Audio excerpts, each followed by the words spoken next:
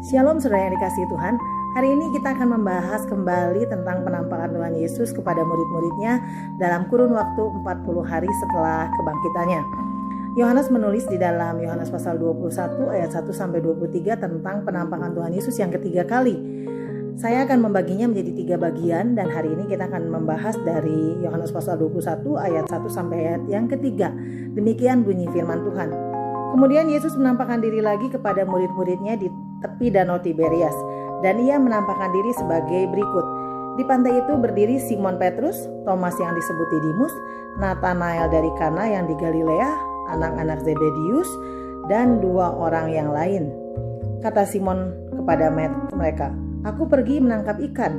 Kata mereka kepadanya, "Kami pergi juga dengan engkau." Mereka berangkat lalu naik perahu.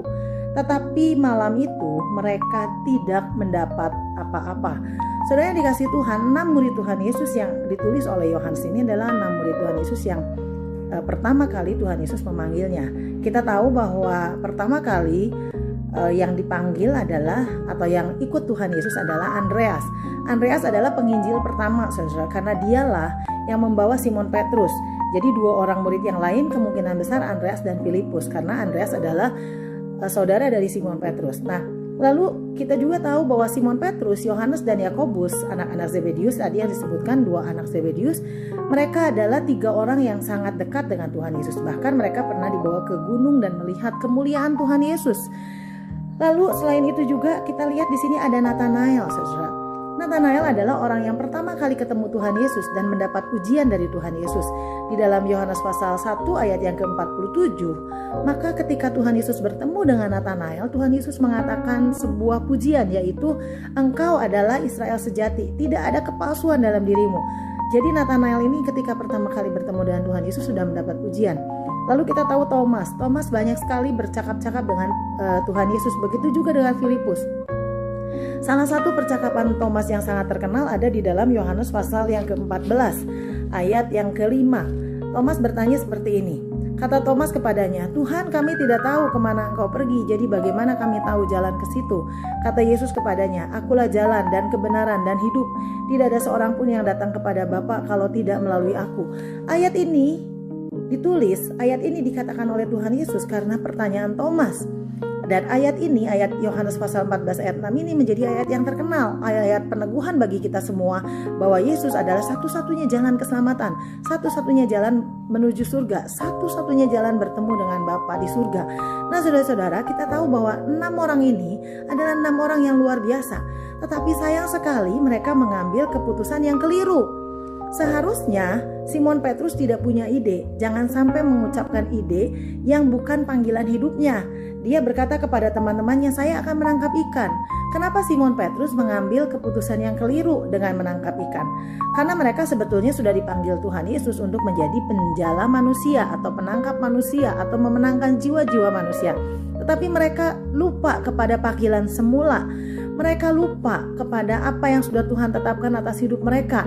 Makanya mereka mengambil keputusan keliru. Keputusan keliru bisa terjadi di dalam hidup kita juga karena yang pertama, ekspektasi yang salah terhadap Tuhan Yesus.